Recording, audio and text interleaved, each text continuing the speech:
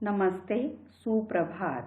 प्यारे बच्चों, आज हम 11वीं कक्षा आरोह भाग 1 काव्यखंड में से कबीरदास द्वारा रचित पहले पद की व्याख्या करेंगे। व्याख्या करने से पहले मैं आपको कबीरदास जी के बारे में कुछ बातें बताना चाहूँगी। कबीरदास जी भक्तिकालीन निर्गुण संत काव्यधारा के सर्वश्रेष्ठ कवि थे। ये एक महान कवि, भक्त तथा सच्चे समाज सुधारक थे। कबीरदास निर्गुण निराकार ईश्वर में विश्वास करते थे। उन्होंने अपनी वाणी में गुरु को अत्यधिक महत्व प्रदान किया। सबसे बड़ी बात तो ये है कि अनपढ़ होते हुए भी भाषा पर इनका जबरदस्त अधिकार था।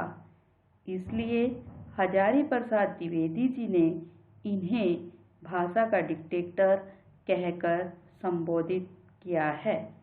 कबीरदास जी की एक ही रचना है बीजक। इसके 3 भाग हैं, साखी, सबद, रैमनी। इनके कुछ पद गुरु ग्रंथ साहिब में संकलित हैं। आइए प्यारे बच्चों, अब हम इनके पहले पद की व्याख्या करते हैं। हम तो एक एक करी जाना, एक एक, एक ईश्वर, एक एक ही। तो कबीरदास जी ने इन पंक्तियों के माध्यम से ईश्वर की महत्ता, ईश्वर को क्या बताया है कि ईश्वर कण कण में समाया हुआ है। ईश्वर क्या है? एक है। कि हम तो एक एक करे जाना, कि हम सब तो भगवान हमारा क्या है? परमात्मा एक ही है। हम ईश्वर को एक ही रूप में जानते हैं। दोई कहे तिन्ही को दो जग, जिन नाहिन पहचाना। कि जो कोई भी ईश्वर को एकाधिक यानी कि एक से अधिक अर्थात अनेक रूप वाला कहता है, तो वह ईश्वर को न पहचान पाने के कारण दोजक, दोजक क्या होता है? नरक। वो क्या है? नरक का अधिकारी है। एके पवन एक ही पानी, एके ज्योति समाना। एके पवन कि हवा क्या है? हवा भी एक है, पानी भी है, एक है। उसी प्रकार ईश्वर भी एक है। ज्योति, एके ज्योति, एके ज्योति। ज्योति यहाँ किसका प्रतीक है? ईश्वर का प्रतीक है कि ईश्वर भी एक ही है। अर्थात ज्योति जो क्या है? आत्मा रूप में हर प्राणी में समाई हुई है। क्या समाई हुई है? ईश्वर रूपी आत्मा हर प्राणी में समाई हुई है।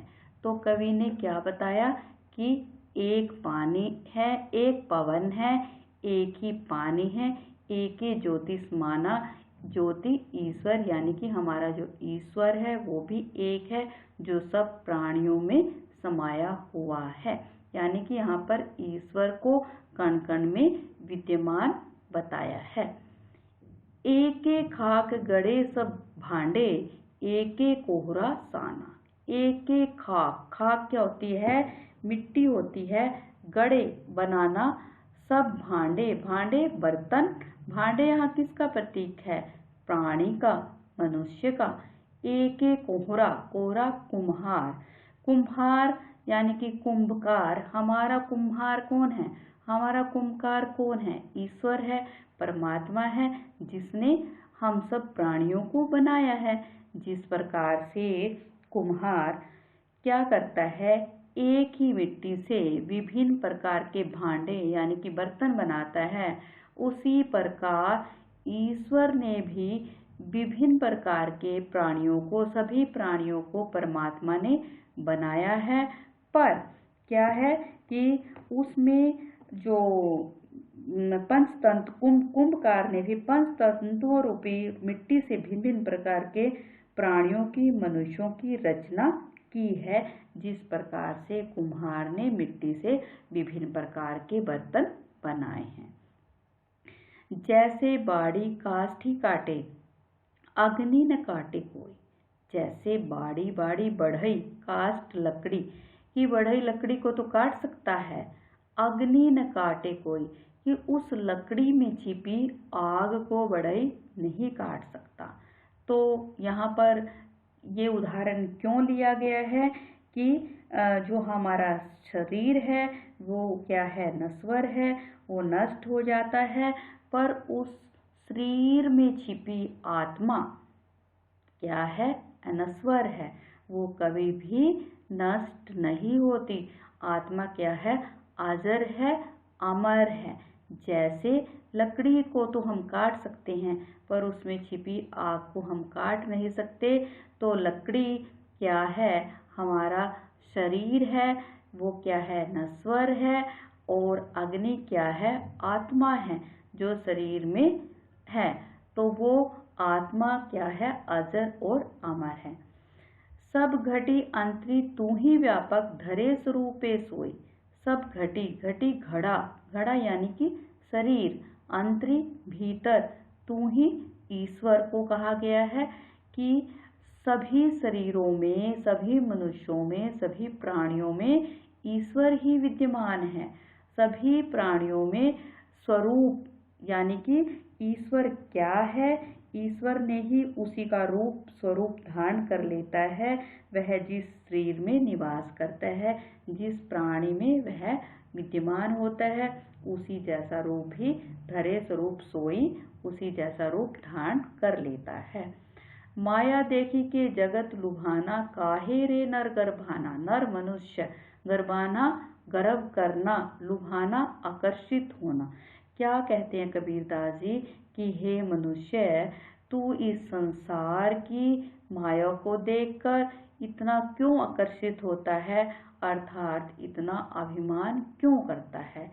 निर्भय भया कछु नहीं व्यापे, कहे कबीर दीवाना। दीवाना पागल, यानी कि लोग कबीरदास को क्या कहते हैं, पागल कहते हैं।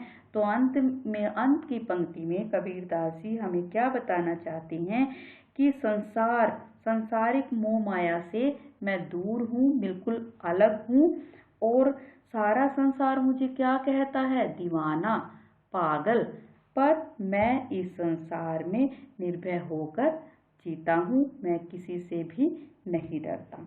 तो इन पंक्तियों के कहने का कवि का क्या भाव है।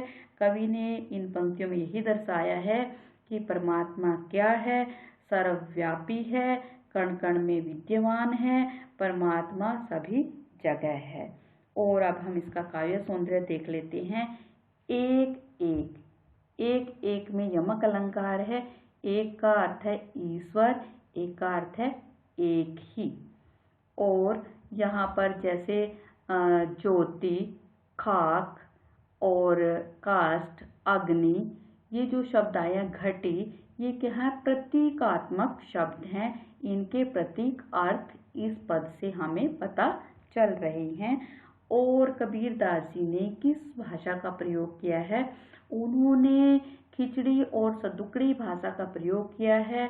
उनकी भाषा को खिचड़ी और सदुकड़ी क्यों कहा गया, क्योंकि कबीरदास जी घुमक्कड़ प्रवृत्ति के थे, वो एक जगह नहीं ठहरते थे। वो जहाँ जहाँ भी गए वहाँ से उन्होंने उन शब्दों को ग्रहण किया।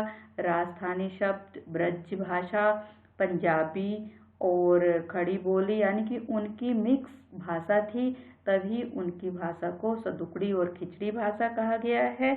और यहाँ पर उन्होंने ईश्वर की महत्ता का वर्णन किया है। जहाँ पर हम ईश्वर की भक्ति करते हैं वहाँ शांत रस होता है, और जहाँ शांत रस होता है वहाँ पर प्रसाद गुण का प्रयोग किया जाता है।